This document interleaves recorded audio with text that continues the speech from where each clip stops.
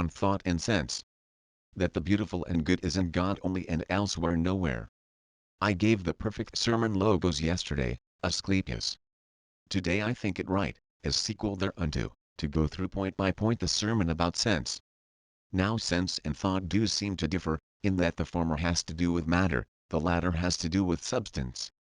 But unto me both seem to be at one and not to differ in men I mean. In other lives sense is at one with nature, but in men thought. Now mind doth differ just as much from thought as God doth from divinity. For that divinity by God doth come to be, and by mind thought, the sister of the word logos and instruments of one another. For neither doth the word logos find utterance without thought, nor is thought manifested without word. So sense and thought both flow together into man, as though they were entwined with one another. For neither without sensing can one think, nor without thinking sense. But it is possible, they say, to think a thing apart from sense, as those who fancy sights in dreams.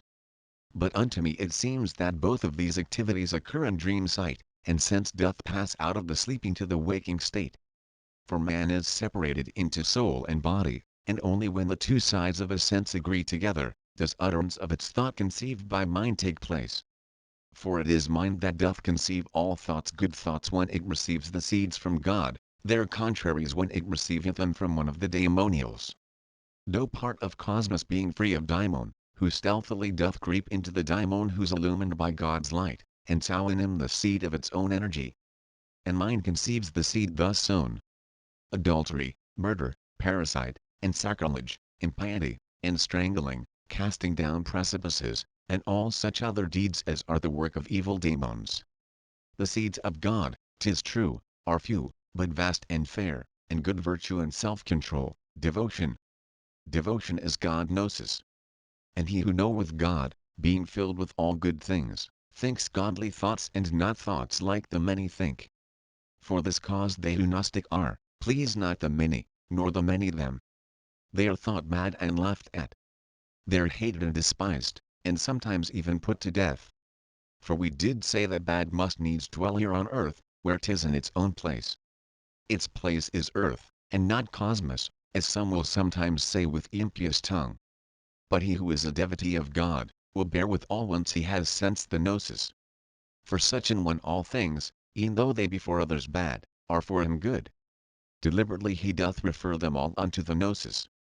And, thing most marvelous, 'tis he alone who maketh bad things good. But I return once more to the discourse.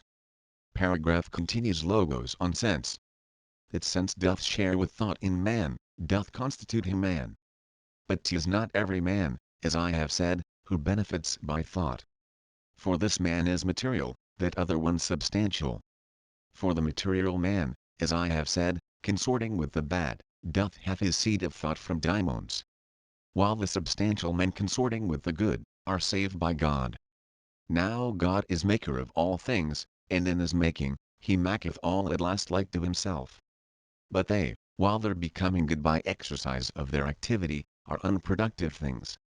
It is the working of the cosmic course that maketh their becomings what they are, befouling some of them with bad and others of them making clean with good. For cosmos, too, Asclepius, possesseth sense and thought peculiar to itself, not like to that of man. 'Tis not so manifold, but as it were a better and a simpler one. The single sense and thought of cosmos is to make all things, and make them back into itself again, as organ of the will of God, so organized that it, receiving all the seeds into itself from God, and keeping them within itself, may make all manifest, and then dissolving them, make them all new again. And thus, like a good gardener of life, things that have been dissolved, it taketh to itself, and giveth them renewal once again. There is no thing to which it gives not life. But taking all unto itself and makes them live, and is at the same time the place of life and its creator. Now bodies matter made are in diversity. Some are of earth, of water some are of air, and some of fire. But they are all composed. Some are more composite, and some are simpler. The heavier ones are more composed, the lighter less so. It is the speed of cosmos course that works the manifoldness of the kinds of births. For being a most swift breath, it doth bestow their qualities on bodies together with the one pleroma that of life. God, then, is sire of cosmos, Cosmos, of all in Cosmos. And Cosmos is God's Son. But things in Cosmos are by Cosmos. And properly hath it been called Cosmos order.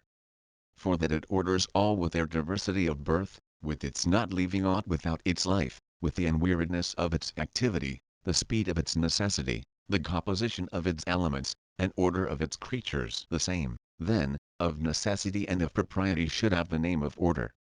The sense and thought, then, of all lives doth come into them from without, inbreathed by what contains them all. Whereas Cosmos receives them once for all together with its coming into being, and keeps them as a gift from God. But God is not, as some suppose, beyond the reach of sense and thought. It is through superstition men thus impiously speak. For all the things that are, Asclepius, all are in God, are brought by God to be, and do depend on him, both things that act through bodies, and things that through soul substance make other things to move, and things that make things live by means of spirit, and things that take unto themselves the things that are worn out. And rightly so. Nay, I would rather say, he doth not have these things. But I speak forth the truth, he is them all himself. He doth not get them from without, but gives them out from him. This is God's sense and thought, ever to move all things. And never time shall be when e'en a whit of things that are shall cease. And when I say a whit of things that are, I mean a whit of God. For things that are, God hath. Nor aught is there without him, nor is he without aught. These things should seem to thee, Asclepius, if thou dost understand them, true. But if thou dost not understand, things not to be believed. To understand is to believe, to not believe is not to understand. My word Logos doth go before thee to the truth. But mighty is the mind, and when it hath been led by word up to a certain point, it hath the power to come before thee to the truth. And having thought o'er all these things, and found them consonant with those which have already been translated by the reason, it hath e'en now believed, and found its rest in that fair faith. To those, then, who by God's good aid do understand the things that have been said by us above, they're credible. But unto those who understand them not, incredible. Let so much, then, suffice on thought and sense.